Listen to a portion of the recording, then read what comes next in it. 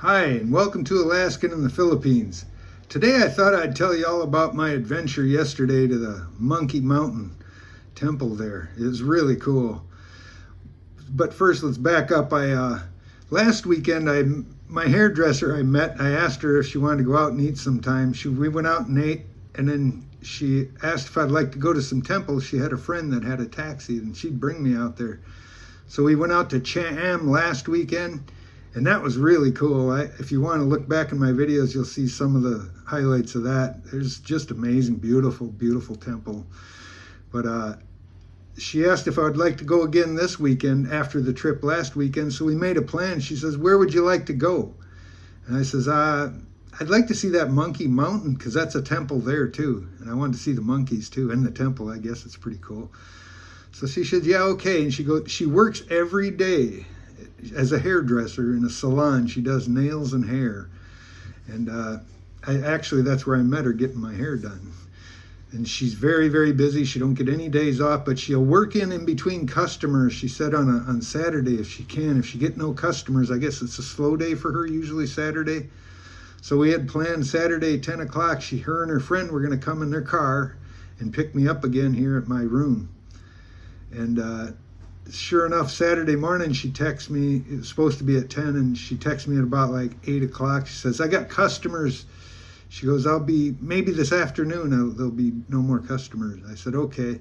We've been in close contact she's been texting me on WhatsApp every day. She's been keeping in contact. I don't know what she sees in me, but anyway, so we postponed to 12 noon, and it was starting to rain too, so that was kind of a bummer. As I texted her, I said, "It's going to be rained out," and I don't think she was going to be discouraged by a little rain. She's like, "No, it'll quit by this afternoon." I was like, "Oh, okay, good." But anyhow, she texts me, "Okay, we're down there," and I go downstairs and jumped in the back seat, and her friend is the driver, me and her sitting in the back seat, and it's raining, starting to pick up, drizzling. So we were driving down and joking around. She was asking me, "So you got girlfriend?" I said, No girlfriend." I told her I'd just spent a month in the Philippines and I kind of got soured up on a girlfriend over there, and I'm here now. "Oh yeah, when you leaving?" I said, "I'm not leaving, I'm going to stay." She said, "Oh yeah." She goes, "You don't got no girlfriend, huh?" I go, "No." She goes, "I got a girlfriend for you. You want a girlfriend? She'll do anything you want." And I was like, "What?" And I was thinking about the hospital. I have to go to the hospital. And she said she'll have a friend that take care of me. Anything you want, take care. That's what she said. I go, "Take care of me?" And then I go, I thought I needed someone to take care of me maybe when I go and get my hospital. But then I understood what she's saying. She didn't answer, and she goes, "She'll take care of you. She'll take care of anything you need." And I got what she meant. She was saying she'll do any kind of sexual favors and stuff. And I was like, no, that's okay. No, thanks. "No, that's okay." And she smiled at me and she goes, "No?" And I go, No, that's okay. Because she had just told me she got no time for a boyfriend. And I was like, no, I don't want a girlfriend.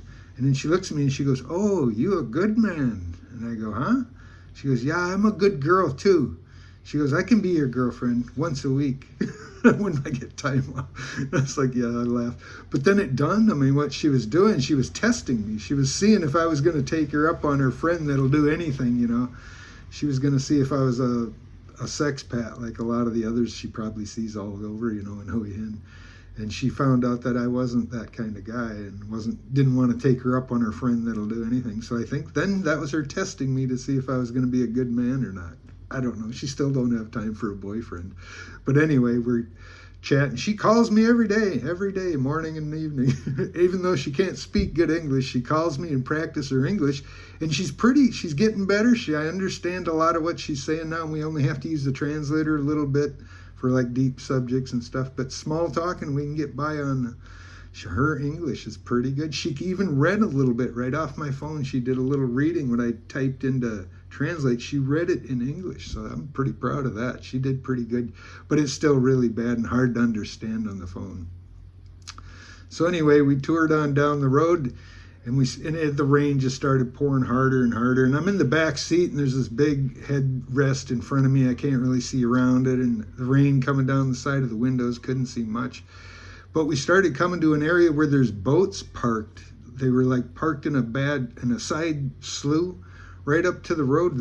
All these fishing boats, these cool fishing boats I've been filming down on the beach. If you've seen any of my beach videos, there's these squid boats and all these fish. They're wooden handmade boats. They're all real cool looking and Asian looking, of course. And there's just a bunch of them, 100 of them parked in this road as you go up to the shrine there with the Monkey Mountain. But as you start getting to them boats, both sides of the road are a seafood market, a raw seafood market, open market.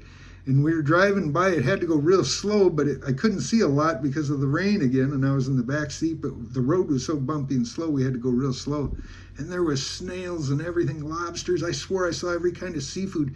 And just a quarter mile of it on both sides of the road, all completely iced down in beautiful condition, well taken care of, top-notch seafood. And it looked like there was a restaurant that was cooking it up for you. If you wanted it, you could go shopping and bring it over and have it cooked up, or they'll cook up whatever you ask for. There was everything. And we went by it. I got to go back there. I got to go back there and see it. And I want to go shopping there and buy a bunch because I'm sure it's pretty cheap because the boats are parked right there, you know. These fishermen are coming right off the dock and walking up to this place and selling it. And it's in a strange place. It's right on a real narrow, small road going up to this Monkey Mountain temple.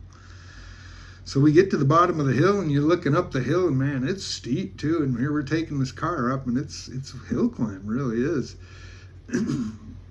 And we're going up and we're starting to see a monkey here and there, you know. And we get up to the top and it was get up to the top and it was just like I say, everything is just so overwhelming for me. I just can't absorb it all. It's just you're spinning around. And of course, luckily I'm turning on my camera and I caught some of it, you know, just some of it, you know. And just the sum of it, just amazing footage, you know. To me it is anyway, I see it. But these giant temples, the handicraft these Thais have to build these temples and just shrines and weird dragons and stuff and Buddhas and stuff is just the craftsmanship just blows me away. And it's all in pure 100% condition, no buffs or scuffs or nothing wrong with it. It's all in immaculate condition. You couldn't have nothing like this in the U.S. The graffiti would be all over it. People would be breaking it and stuff. You couldn't have nothing. And this is so beautiful, all golden color. And I don't know if it's gold or not. It might be. But there's these temples and shrines all over, and they're just so bizarre, so cool. They really are cool and bizarre at the same time. It's like the dream world. They comes alive. They make these dreams come alive. And it's something to do with their religion, of course, the Buddhist temples. But anyway, it was a good trip. It was raining, but we got up to the top of the hill, and from there, then there was monkeys everywhere, you know, and they were miserable in the rain. And I thought that was good. I wanted subdued monkeys because I hear they can be real aggressive and grab your food and stuff. So I whip out the camera, and before that, we got out. It's just pouring rain, and I opened the door, and I was like, I stepped out in the rain. I couldn't go all the way there and not film anything or see it, you know. So I stepped out, and it was an actual downpour. And the driver that was bringing us there, she jumped out, and rushed down in the back, and pulled out the girl I was with. She gave me an umbrella, a tiny umbrella, but the driver came around and grabbed that umbrella, looked at it, and she goes, that's too small. And she threw it in the trunk and grabbed a big one and gave it to me, and I didn't even know how to open it. Just unzipped the snapper that held it around, and all of a sudden, boom, it popped open. Big, nice umbrella.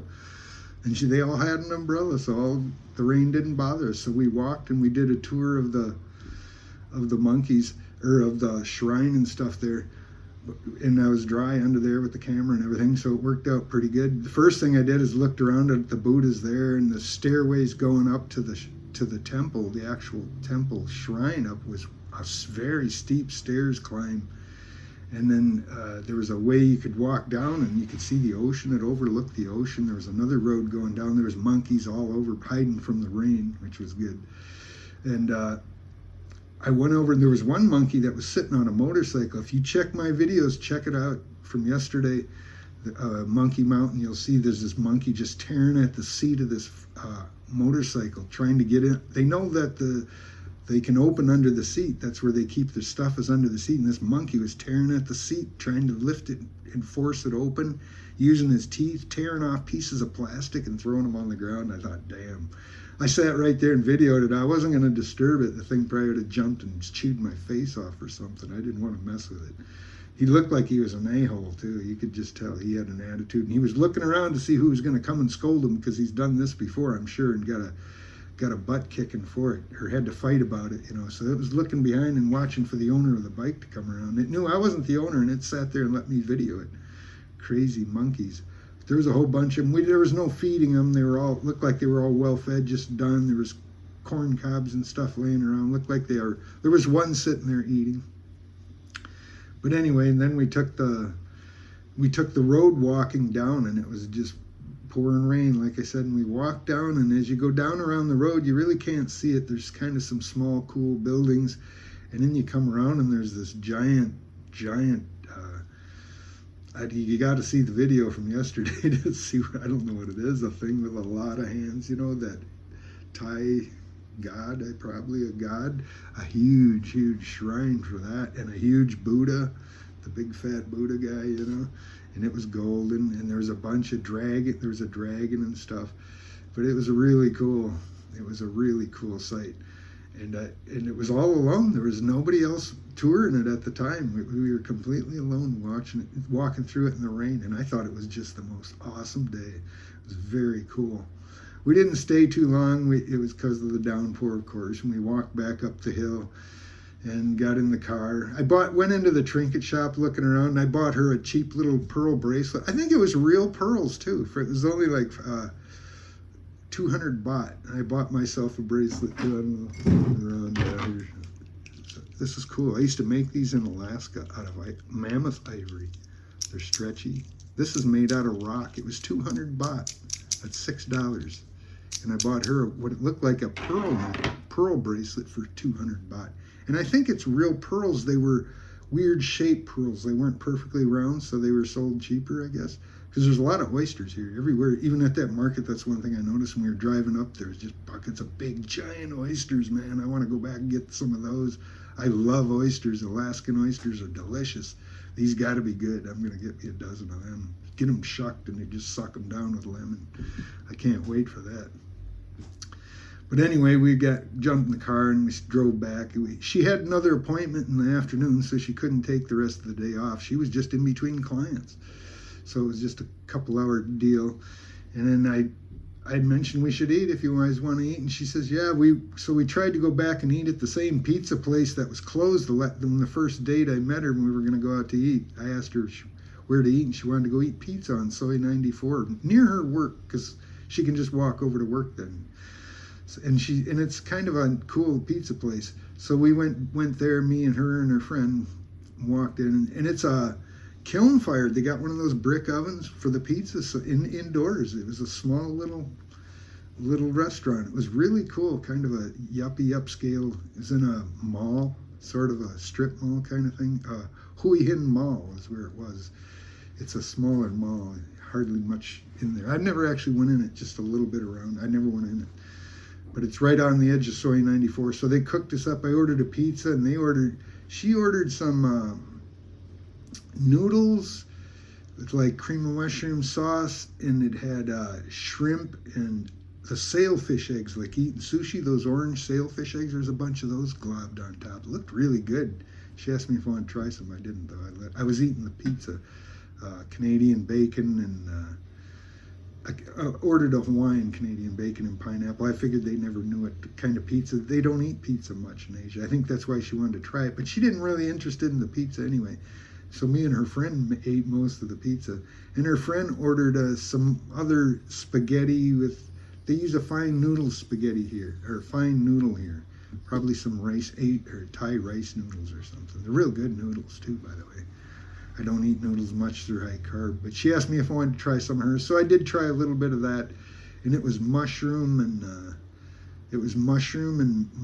cream of mushroom soup, basically, is what it was. Some kind of shiitake mushrooms or something cut up in it. It was kind of weird. It tasted good, though. Both of them tasted real good. So we just ate the pizza and then had a good time laughing about everything. And we went back. And she brought me back to the hotel, and that was it. And she's planning another day for us for next week. She says, we can do it again next week. She got another temple if I want to go. We're going to see. I said, yeah, we'll try it again.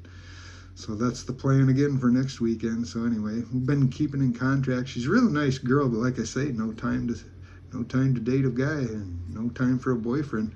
I asked, she lives in her own house. She's got her own small house, lives alone. All she does is sleep, eat, and work, she says, every day. Sleep and go to work. So yeah. But on a different note, so she dropped me off at the hotel. I got up here in my room, and I'm on the 7th floor. I can see Soy 94 is right over there. It's 1 block away. I can go down and I can walk over. But from up here in the 7th floor, I got a bird's eye view. I can see everything over there. And I was sitting here looking out. I got a big sliding door there. You can see the big sliding door. And I'm looking out over the city and looking at Soy 94. And all of a sudden I see these brown things moving up high, and what's going on there? And I had to look real close, and here a whole troop of monkeys is going down Soy 94 on the telephone wires. They're like this, not the power lines, but you know how these Asian countries just got a snag of phone lines and cables going on. It's just amazing to see it. But they were so thick, they were the whole troop of monkeys, and there must have been 15 or 20 of them, long-tailed. I see their long tails. They're long-tailed macaques, I believe. But anyway, this whole troop of monkeys, they had babies and everything. I couldn't believe my eyes. I was sitting right in my balcony watching this whole troop of monkeys going down up Soy 94, up towards the bars and all this. They're right at the massage places already. And there's people working. It's real busy over there. I thought, wow, I better go take a look afterwards and see what's going on, if they're hanging around. So I had to walk up that way anyway. But I took a little while, and I grabbed my camera, and I walked up, and they were all gone. But I came back and I texted her and I said, yeah, there's a bunch of monkeys on Soy 94 over here. Do you see them all the time around here? And she goes, no, she texts back, no, there's no monkeys on Soy 94, only people on Soy 94. And I thought, well, there's monkeys. And I said, no, I just saw a whole bunch of monkeys. She says, really? And they say there's no monkeys here.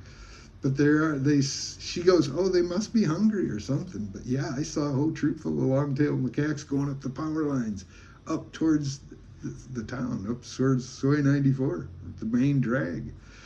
I'm wondering where they went. They jumped off a tree into some backyards and some woodlots somewhere, I'm sure. But that shows me, that's pretty cool. It's neat to see the wildlife around Hue Hin. It's got the right mixture of city and wildlife for me, and the beach is just full of marine biology all over the place too. So it's really interesting for me to see all this stuff. I'm still having fun, enjoying it, and still getting my mind blown daily. Just really, I hope it never ends. It's pretty cool. Well, it's getting a little long. Thanks for hearing my goofy story, but stay tuned. I've got another date next weekend somewhere. I don't know where we're going to go. Some temple she has in mind. But thanks again for liking, sharing, and subscribing. We'll see you in the next one. Bye.